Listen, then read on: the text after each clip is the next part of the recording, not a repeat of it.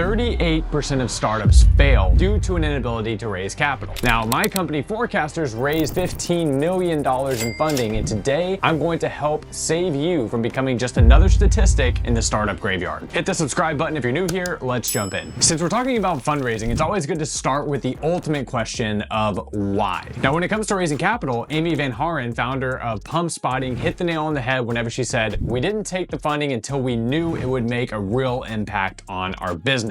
In today's world of social media, fundraising can feel like a competition to see who can get featured in TechCrunch the fastest. It's like everyone's trying to become the next headline. Startup raises $10 million in a day and still doesn't know what it does. I mean, we've all seen it. Now, don't get me wrong, raising money can be great, but if you're doing it just to be a part of the cool kids club or to flex at the next founder meetup, maybe hit pause. You want to raise funds because it will actually help your business grow, not because of all the cool guys that you see on your Instagram feed. Trust me, the glamour is not what you think it is. So before you start fantasizing about popping champagne on IPO day, ask yourself, can you deploy the money you raise in a way that will grow your business and provide a real return for your investors? If the answer is an emphatic yes, then go for it. Raise the cash and make it rain. Hell, even get your TechCrunch article. It's just going to help you with exposure. But if you're like Ross from Friends, desperately trying to pivot without an actual plan, it might be time to step back. Make sure fundraising really is the move before you start shouting out for help. All right, now that I've sat down from my soapbox, let's dive in and choose the right type of funding for your business. So here, just like Jack Harlow, you've got options. Here's a quick breakdown of the most common ways to raise money. Up first is bootstrapping. This is the I'll just do it myself route. You're using your own money, and in return, you're gonna keep 100% of the business. And if you can pull this off, honestly, hats off to you. I have way more respect for the founder who bootstraps to 100 million in revenue than somebody who just raises a huge funding round. But, and this is a big but, the personal financial risk is no joke. You're putting all of your eggs, and maybe even eggs that you don't have, into one basket. It's the stuff of nightmares for financial advisors who keep telling you to diversify your assets. Next, you have crowdfunding. So think of this like throwing a party, except instead of providing the beer and the wings, you're asking a bunch of friends to invest thousands of dollars into your startup. Sounds fun, right? Crowdfunding works best if you have big social followings. So platforms like Kickstarter can help you turn that into a community of investors. But let me tell you, while some people think that it's the easiest ways to raise money, it can actually be just as much work, if not more work, than the traditional way. Next, you have grants and loans. So what's the best kind of money? It's free money. And yes, it is there. Small business loans and grants are available, but finding them is like some sort of a nightmare treasure hunt. Expect to jump through more than just a few hoops. You won't likely cover your entire round with grants or loans, but if you're willing to put in the time, you can score a few $100,000 in grants out there. Just be ready to fill out a ton of paperwork. Then you have angel investors and venture capital. This brings us to the shiny, glamorous world of equity funding. And this is what most people picture whenever they think about fundraising, and for good reason. It's the most common path, and this is where we're going to focus for the rest of the video. But remember, you're giving away a slice of your business in exchange for that cash, so choose wisely. So now that we've covered the basics, let's get into the real question. How do you actually find these investors? And to answer this, I want to cover my top 5 favorite tactics. Number 1, use online angel networks to your advantage. In the early 2000s, you may have had to have physically met with investors to get rounds done, but this is simply not the case today. Forecastr raised millions of dollars from investors that we have never physically met. It sounds crazy, and maybe it is on some level, but it's the reality that we find ourselves in today, and it's best to use that to your advantage. Angel forums and investment networks like AngelList, Gust, and Tech Coast Angels are basically the LinkedIn for investors, except instead of looking for a job, you're looking for somebody who believes in your vision and has the bank account to back it up. These platforms allow you to find and connect with investors from anywhere. Here are some platforms to check out. You've got Gust. These guys have a special place in my heart. Not only do they have a massive community of investors, but they are one of Forecastr's oldest partners. I recommend starting here. Then you have AngelList. This is one of the OG platforms for angel investors and startups. You also have Angel Capital Association. It's a great online network for angel investors looking for their next big thing. And then Tech Coast Angels. If you're in tech, this group is one of the largest angel investment groups in the US. Definitely worth checking out. Then you have Investor Hunt. Exactly what it sounds like. Think of it as a map to your angel investors. Now, let me be super clear. You're not going to raise money by sending out a cold, vague intro note to one of these platforms. This isn't Shark Tank, the Tinder edition, where you just swipe right on investors and magically you get a check in the mail. What these platforms are great for is just finding the right people to pitch to. Think of them as your starting point to get in front of potential investors, not the finish line. You'll still need to finesse some angels to do this right. So my recommendation, use these platforms to research your dream team of investors. Screen for criteria like average check sizes and round types and industry focus and verticals and past investments. Build yourself a hit list of who you'd really love to pitch to. And once you've got your list, it's time to get strategic. Don't go sliding into their DMs with your pitch deck. Instead, go to LinkedIn and see who you know in common. Find that juicy second-degree connection and then ask them for a warm intro.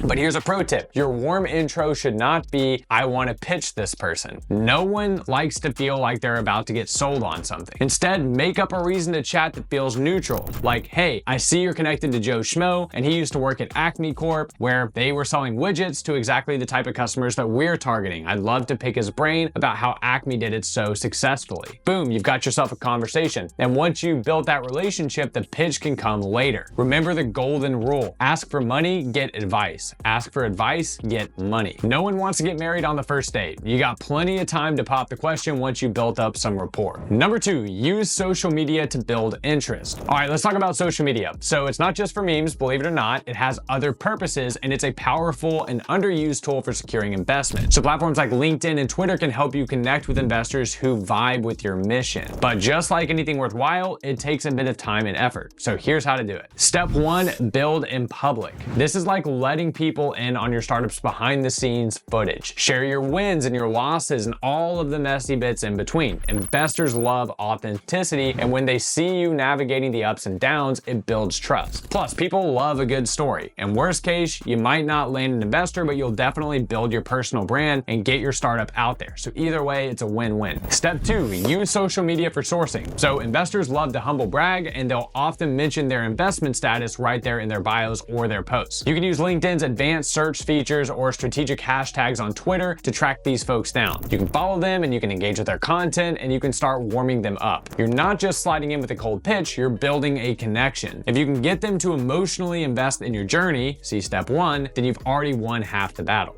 Step 3 is attend virtual workshops. There are a million different virtual workshops going on at any given point in time. So why not use them to your advantage? There are online discussions, panels, and webinars happening all the time, and angel investors are there. So show up, listen, and then, this is the key, follow up. Get into their inbox afterwards with a thoughtful message like, hey, I caught your talk on X and I love what you had to say about Y. Would you like to connect further? Boom, you've got yourself a conversation, and then from there, who knows where it's gonna go. With a little bit of intentionality, social media can be an investor hunting playground. So get out there and start playing. Just remember, you're not there to pitch right away. You're there to build a relationship. Let your personality shine through and get the investors curious about what you're doing. Number 3, attend networking events. So whether it's in person or virtual, industry events are basically networking gold mines. They're literally designed to help you connect with other founders and investors, which takes some of the awkwardness out of the whole cold approach situation. Fundraising is as much about who you know as what you know. Human capital is the most important kind of capital